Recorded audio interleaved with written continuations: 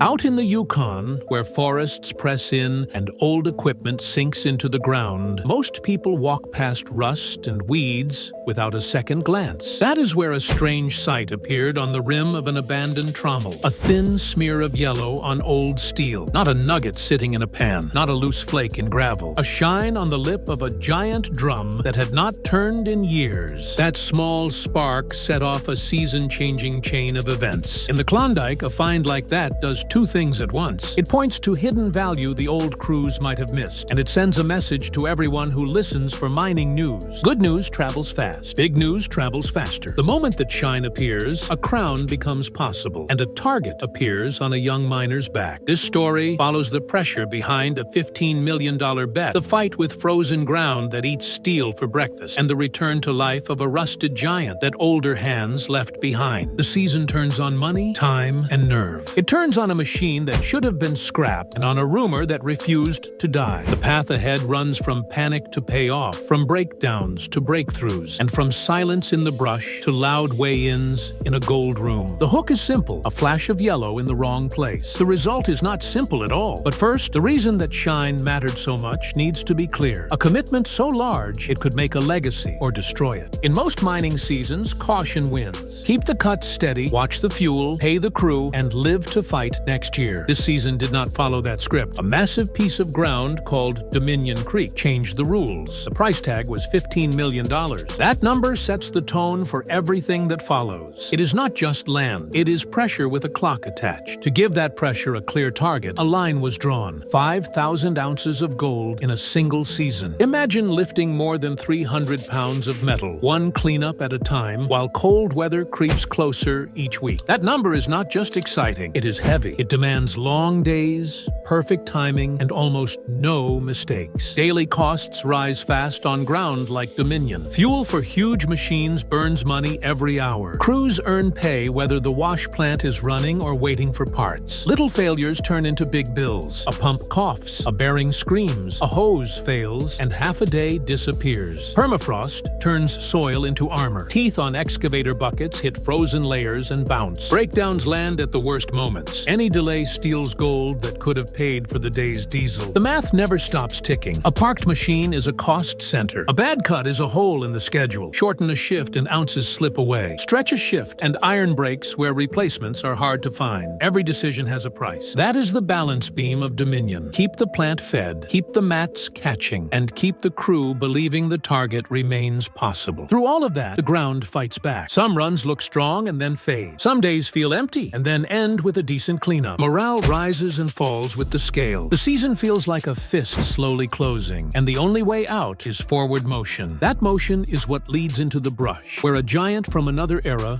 waits under moss, dust, and rumor. Half buried in growth sits a trommel from long ago. Picture a massive steel tube tilted on its side, built to tumble gravel with water and separate heavy material from waste. Nature has tried to eat it. Paint is gone. Bolts are frozen. The place looks like a job site that ended without warning. The question is obvious. Why would anyone leave something that big behind? One fact explains the interest. Older recovery systems were not as good at catching tiny gold as modern systems are. The fine stuff can slip through older screens and ride out with tailings. Over days, that loss hurts. Over months, it becomes serious money. That is why a smear of yellow on the edge of a dead drum looks like a signal. If gold stuck to the rim, what did the rest of the process miss? What might still sit in stockpiles or in tailings that were never fully processed? Local talk over the years added color. Some said a big operation once ran hard here and then stopped. Some said the ground froze harder than expected. Some said the company's money ran out. A few told darker stories, but all agreed on one thing. It felt like a rich project interrupted. Stories are not proof, but stories point to places worth testing. The path forward seems clear. If the relic missed fine gold and if unworked piles remain nearby, those piles might hold value. The obstacle is also clear. The machine has been sleeping for years. Rust locks the hardware together. Bearings are seized. Frames are warped. Bringing it back is not a repair. It is a resurrection, and the season's clock does not slow down for miracles. The first win is simply reaching the machine with heavy gear. The brush does not make that easy. Once a working pad exists, the fight turns to metal. Every fastener argues. Some break. Some take heat, patience, patience, and more patience. Panels do not line up. Liners are pitted. The drum shows scars from years of freeze-thaw cycles. Replacement parts cannot be ordered from a catalog. Custom work becomes the only option. The target is not beauty. The target is steady throughput and high recovery. Uptime matters most. If the plant runs only an hour here and there, it adds noise, not profit. If the plant runs all day and catches the fine gold the old system lost, the math moves the right way. So the crew builds, grinds, welds, rewires, and tunes. Water flow gets adjusted again and again to keep heavy flakes where they belong. Screens get attention. Angles get tweaked. Nothing is set and forget. While the rebuild continues, a fast test offers a hint, a pan from a promising pile near the trommel. The dirt looks like any other. The pan does not. The bottom flashes with more tiny pieces than the average cuts have shown. A pan is not a plan, but a pan can point the way. A temporary setup goes live beside the old machine. Pumps, hose, and sluice boxes tuned to catch the small stuff. Every adjustment aims at one goal: stop losing even a speck. Cleanups start to talk. Trays look heavier than expected. Weigh-ins begin to lift shoulders around the site. The resurrected trommel now does the job it was built to do, only with modern care and modern capture. That breathes life into the season and into the $15 million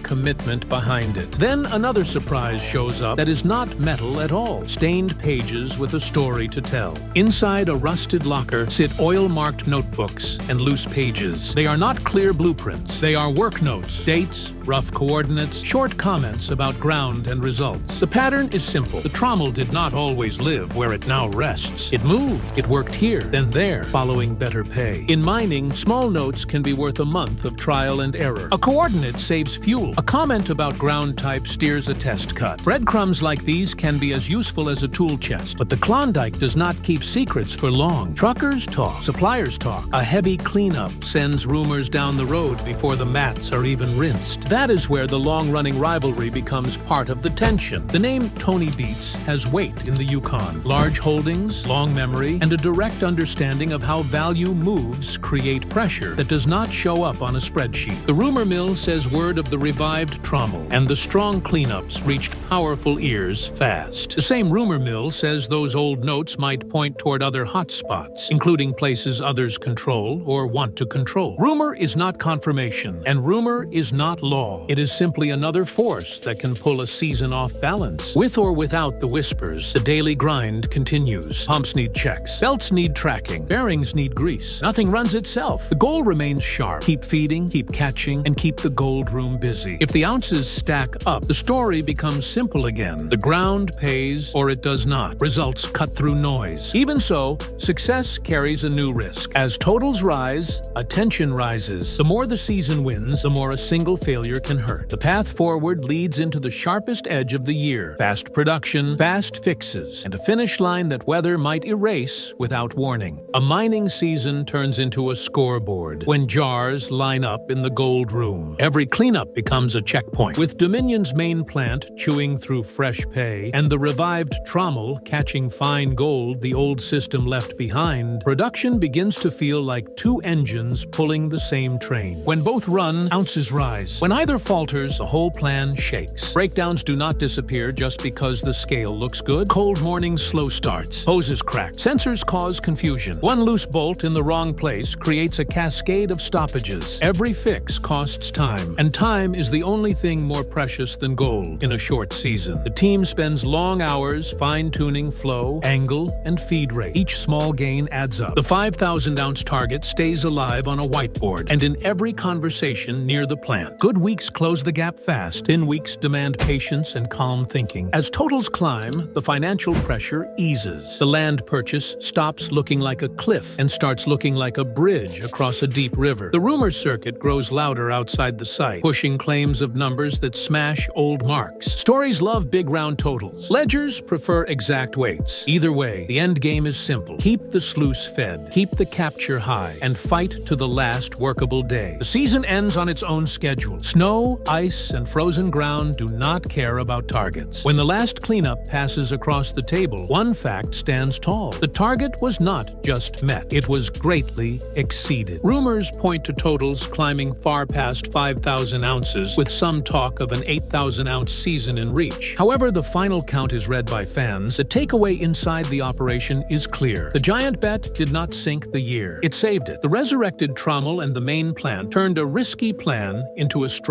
finish. The math calls it a win. The calendar calls it closed. After a season like this, the same question always lands. Was this skill or luck? The truth lives in the middle. Skill chose the ground. Skill set the 5,000-ounce target and built a plan that could reach it. Skill read the clues about older recovery tech and the fine gold it can miss. Skill brought a dead trommel back to life fast enough to matter. Skill kept 2 processing lines alive in weather. It does not treat machines kindly. Luck played its part as well. A shine on the rim of a forgotten drum appeared at the exact moment a break was needed. A few breakdowns stayed small instead of turning into season-ending disasters. A pump lasted the extra hours needed to finish a cut that turned into a strong cleanup. Mining always includes that kind of luck, good or bad. The difference comes from being present with a plan, ready to convert good luck into real ounces. The stained notes added another layer. They did not guarantee anything. They simply focused testing and saved time. In a short season, saved time equals saved fuel, saved payroll, and more gold processed before cold weather shuts down the site. The notes were useful, and they carried risk because attention follows any hint of a richer spot. The ground delivered final lessons the way it always does. Big checks feel brave on signing day and heavy the day after. A season only rewards the people who can carry that weight without blinking. Frozen layers punish hope. Good planning and steady fixes turn punishment into production. The Yukon does not hand out easy wins. It rewards long focus and calm hands. With the season closed and the numbers strong, one more question remains open for anyone who studies this game. What matters more in a place like the Klondike? Sheer nerve, old clues used in new ways, or the steady patience to let a plan work while small disasters test the edges? The story suggests the answer is all 3 at once. The season's result set a new tone across Dominion. A $15 million commitment that looked wild on day 1 now looks like timing and belief working together. The resurrected trommel proved a point older miners knew in their bones, and modern crews can measure in their mats. The past leaves value behind, and careful recovery can reach it. The main plant's steady work proved a second point. Modern throughput and smart cuts still decide the baseline. Together, those 2 truths turned a year of stress into a year of momentum. Attention always follows wins. Rivals listen for strong totals. Suppliers notice big orders. Neighbors watch fence lines. Rumors about old notes and old hotspots will keep traveling. That is normal in the Yukon. The only answer that matters is simple. Keep running clean operations, keep the paperwork tight, and keep the focus on ground that proves itself with real cleanups. The larger lesson travels beyond one camp or one claim. Mining at this scale is not a highlight reel. It is a chain of choices under pressure. Some days bring empty runs. Some days bring trays that make the whole site smile. The crew that keeps moving forward wins more than the crew that waits for perfect conditions. Dominion showed that truth in bright, heavy metal. This story closes with a thought that fits the whole arc. Crowns in the Klondike are never permanent. They are rented, paid in fuel, parts, nerve, and cleanups. A single season can change a reputation, but the next season can change it again. That is what keeps this world sharp. That is why a flash of yellow on a rusty rim can still start a legend. For more deep dives into high-stakes seasons, risky bets, lost machines, and the real numbers behind the gold room, subscribe to Gold Era 2.0 so new videos do not slip past. Upcoming breakdowns cover more wild finds, the truth behind famous rivalries, and the lessons that turn close calls into clean victories.